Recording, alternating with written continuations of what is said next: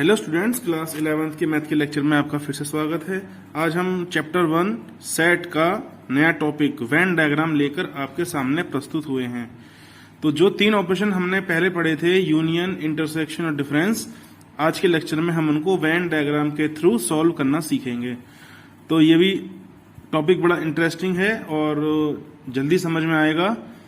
तो इस लेक्चर को आप बड़े ध्यान से स्टार्टिंग से एंड तक देखिएगा, ठीक है। और वीडियो के लास्ट में आपको लगता है कि ये टॉपिक भी कवर करना चाहिए था, तो आप मुझसे कमेंट करके कह सकते हैं, बता सकते हैं कि सर इस टॉपिक के ऊपर वीडियो और बना दीजिए, ठीक है। तो मैं पक्का उसको बनाकर आपको अवेलेबल कराऊंगा। तो चलिए शुरू करते हैं आज का टॉपिक, वेन डायग्राम, जिसको हम बोलते हैं हिंदी में वेन आरेख।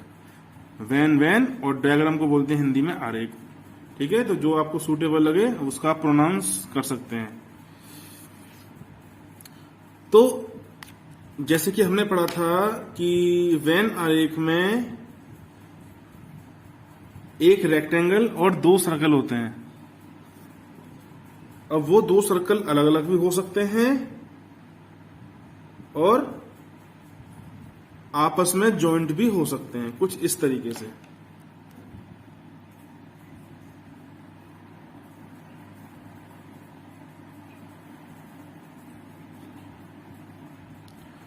तो ये जो रेक्टेंगल होता है ये शो करता है यूनिवर्सल सेट को, और इसमें कम से कम आपको दो सेट तो लेकर चलने ही होंगे अगर आपको तीन ऑपरेशन करने हैं तो, क्योंकि सिंगल सेट पर तो ऑपरेशन नहीं हो पाएगा। तो देखिए, मैंने इन दो सर्किल को ऐसे ड्रॉ किया है। ये सेट ए को शो कर रहा है और ये सेट बी को शो कर रहा है। तो हमने क्या कहा, जिस सेट में या जिन सेट्स में कोई भी एलिमेंट कॉमन ना हो उसे क्या बोलते थे हम, डिसजॉइंट सेट। तो ये दो जो सर्कल हैं ये डिसजॉइंट सेट को शो कर रहे हैं। तो वेन डायग्राम बनाने के लिए या उन पर ऑपरेशन करने के लिए हमें इनको डिसजॉइंट सेट नहीं बल्कि इंटरसेक्टिंग सेट्स के रूप में शो करना होगा। तो इनको हम शो करेंगे इस तरीके से।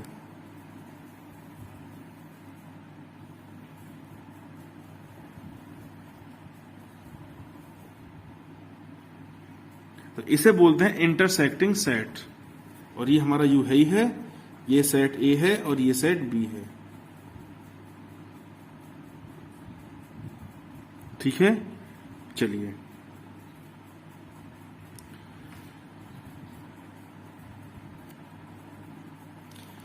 यहां से यहां तक ये पूरा सेट ए है और यहां से यहां तक ये पूरा सेट बी है। ये जो आप बीच में हिस्सा देख रहे हैं ना, ये यहां पर लिखे जाएंगे कॉमन एलिमेंट्स। तो ये बीच का हिस्सा काम करता है एज ए इंटरसेक्शन का। अभी हम इसको करके देखेंगे, एग्जांपल लेके चलेंगे, तब आपको समझ में आएगा। तो ये जो है ये इंटरसेक्शन को शो करेगा। यहां से लेके यहां तक अगर आपने सब में हैचिंग कर दी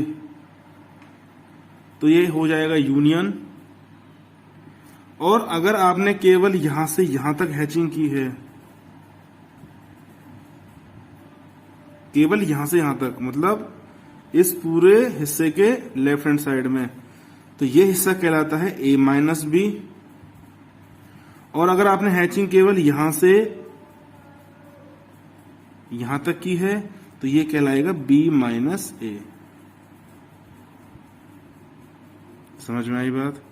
फिर सुन लीजिए, ये हिस्सा तो केवल शो करेगा इंटरसेक्शन को, जो एलिमेंट कॉमन होंगे।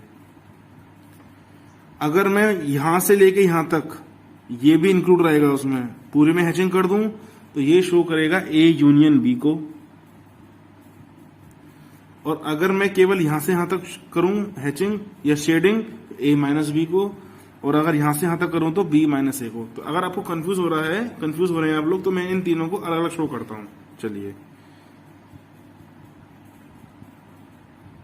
तो ये मैंने तीन ऑपरेशन के लिए अलग अलग वेन डायग्राम बना लिए हैं। इस वाले में शो करने वाला हूं ए यूनियन बी को। तो ए यूनियन बी में जो होगा,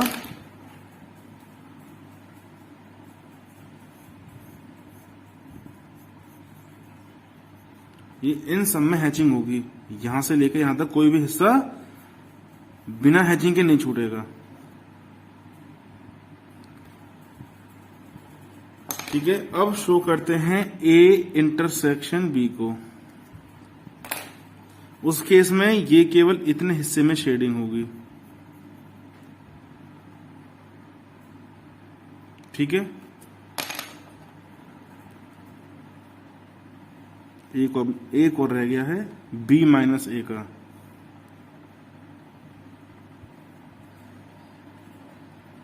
अब मैं यहां पे शो करूंगा ए माइनस बी और यहां पर शो करूंगा बी माइनस ए। तो अगर आपको ए माइनस बी करना है तो वो केवल यहां से यहां तक रहेगा, और अगर बी माइनस ए करना है तो ये यहां से यहां तक रहेगा। और यही हिस्सा क्यों होगा, ये हम करेंगे एग्जाम्पल के थ्रू, तो बहुत अच्छे से समझ में आएगा, ये गारंटी मैं लेता हूं।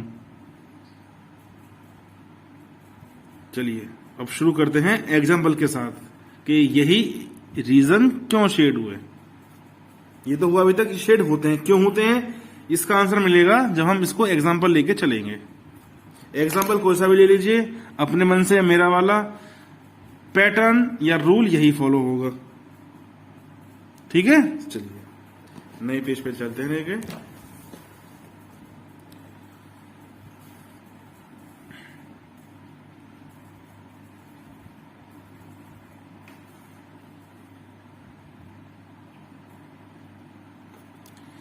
मैंने u लिया है 1 2 3 4, चलो 5 ले लिया। दो सेट लेंगे ऐसे जो u के सबसेट होंगे, तो मैंने ले लिया 1, 2 और 3, और सेट b ले लिया है मैंने 3, 4। तो हमने वेन डायग्राम में देखा कि हमें 3 शेप चाहिए होती हैं, 2 सर्कल और 1 रेक्टेंगल। तो रेक्टेंगल के लिए हो गया u, रेक्टेंगल शो करता है u को, u आ गया।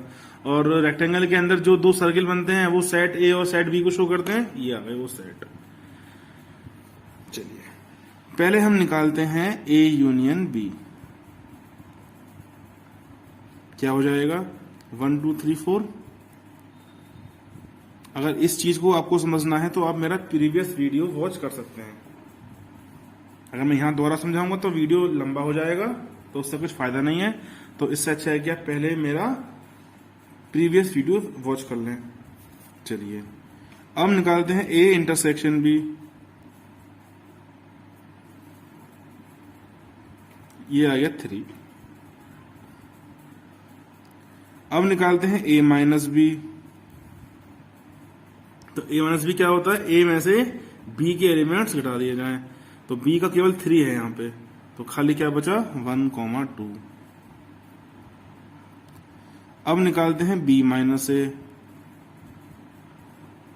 तो b माइनस a का मतलब b में से a के एलिमेंट्स हटा दिए जाएं। तो 3 हटा दिया हमने, तो क्या बचा 4 बचा। अब हम इन सबको शो करेंगे वेन डायग्राम में। तो वेन डायग्राम में छोटे छोटे बना रहा हूं, कोई दिक्कत वाली बात नहीं है। ये हो जाएगा A यूनियन B के लिए,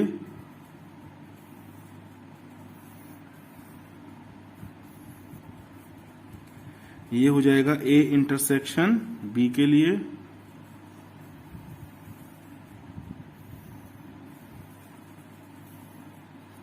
ये हो जाएगा A माइनस B के लिए,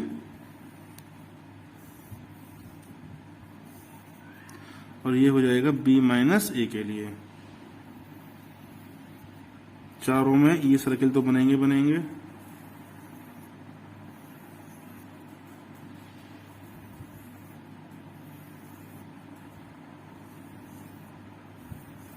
चलिए सेट पहले हम देखते हैं कि कॉमन कोई एलिमेंट है, तो कॉमन जो होता है वो यहां पर लिखा जाता है। तो कॉमन मतलब इंटरसेक्शन देखना है, 3 है, तो हमने सब में 3 3 लिख लिया।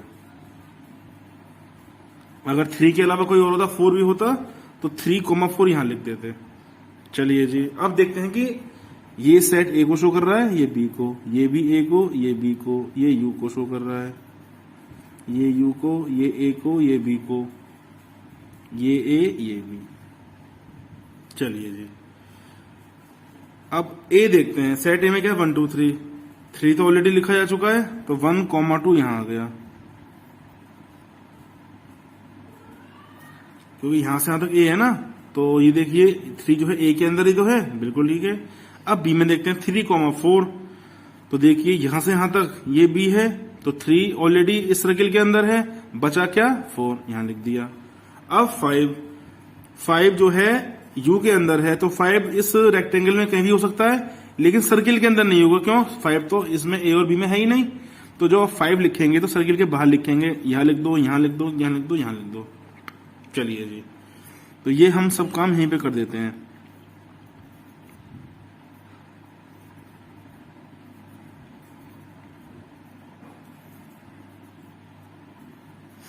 ठीक है, अब करते हैं ए यूनियन बी। तो हमारा आंसर क्या था 1 2 3 4।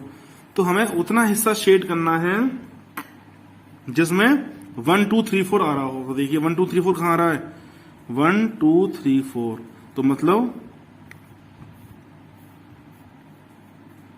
ये पूरे सर्कल शेड हो गए। तो देखिए 1 2 3 4 चारों के चारों कवर हो रहे हैं, नहीं हो रहे? तो पता पड़ा ये कैसे आया। अब ए इंटरसेक्शन बी, तो ए इंटरसेक्शन बी में क्या आ रहा है 3 आ रहा है, और 3 केवल इतने हिस्से में है, तो केवल इतना हिस्सा कवर होगा। अब ए माइनस बी क्या आ रहा है 1,2, और 1,2 कहां से कहां तक है, केवल ये, क्योंकि आगे चलोगे 3 भी आ जाएगा, लेकिन हमें केवल 1 और 2 चाहिए, तो केवल इतने हिस्से में शेडिंग हो जाएगी। ठीक है, अब बी माइनस ए का मतलब क्या है 4, तो 4 केवल कहां से कहां तक है, यहां से लेकर यहां तक।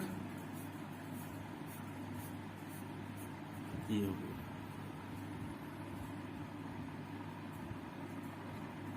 ठीक है, अब हम बात करेंगे अगर हमें कॉम्प्लीमेंट को भी शो करना है वेन डायग्राम में, तो जैसे कि A dash union B dash, A union B का होल डैश, इस तरीके से। तो मैं थोड़ा लिख के बता दूं, जैसे कि ए यूनियन बी का whole dash whole complement, A intersection B का whole complement, A minus B का होल कॉम्प्लीमेंट, या फिर बी माइनस ए का होल कॉम्प्लीमेंट। तो अगर आपको ये चीज समझ में आ गई ना, तो आप ये चीज भी आराम से कर सकते हैं। चलिए करते हैं। तो चूंकि ये आपकी स्क्रीन से दूर जा रहा है, तो हम इसको फिर लिख लेते हैं कि हमने यू, ए और बी क्या लिए थे। तो हम अभी इनको शो करने वाले हैं वेन डायग्राम में। तो यू हमने लिया था 1 2 3 4 5,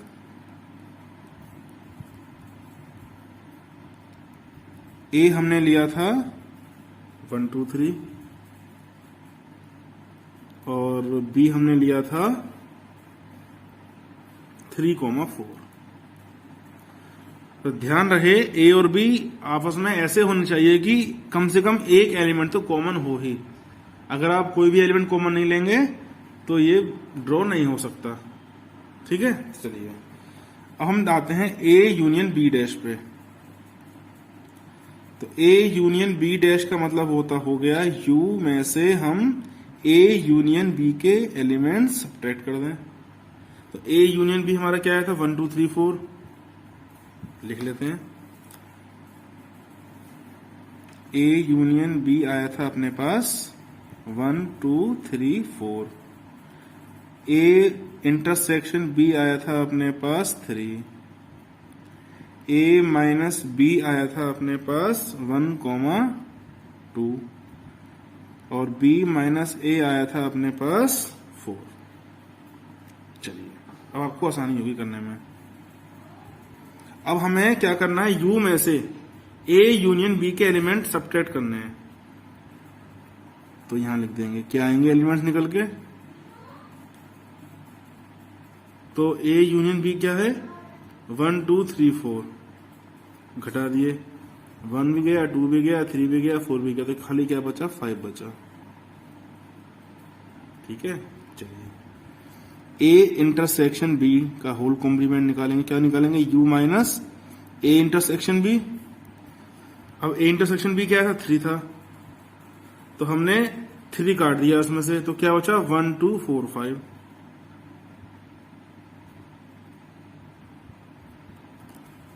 अब a माइनस बी का होल कॉम्प्लीमेंट क्या होगा u minus a minus B, तो a माइनस बी के एलिमेंट को u में से घटा दिया जाए, 1 2 घटा दो तो 3 4 5 बचा।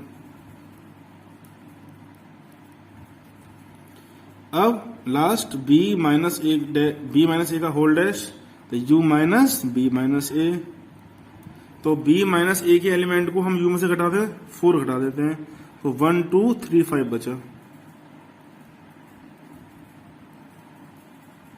ये हो गए, तो इतनी बात समझ में आ गई। अब हम बड़ी आसानी से इन सबको वेन डायग्राम के थ्रू दिखा सकते हैं।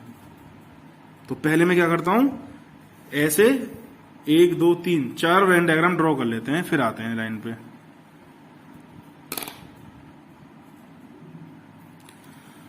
ए यूनियन बी का होल डैश वैल्यू क्या आई थी 5, तो केवल 5 एरिया को कवर करना है, तो मतलब इन दोनों सर्किल के बाहर का एरिया।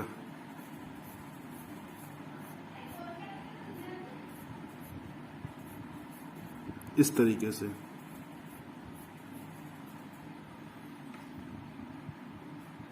तो ये यहां से मतलब जो अंदर का एरिया है वो अनशेडेड रहेगा और बाहर का एरिया पूरा शेड हो जाएगा। क्यों? इसकी वजह से।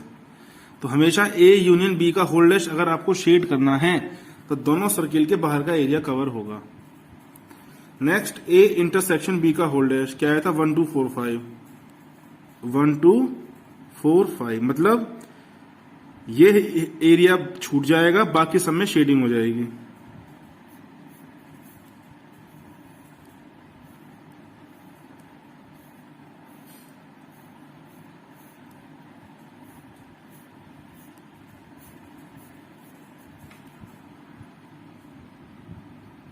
ठीक है, बड़ा अच्छे से समझ में आ रहा होगा।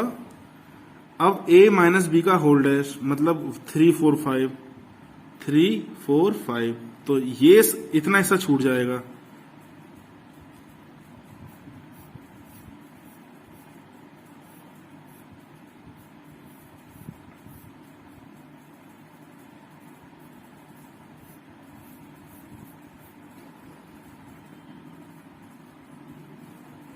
अब b माइनस ए का होल डैश, इसमें क्या आएगा 1 2 3 5, 1 2 3 5, इसमें मतलब सेकंड सर्किल का इतना पोर्शन छूटेगा।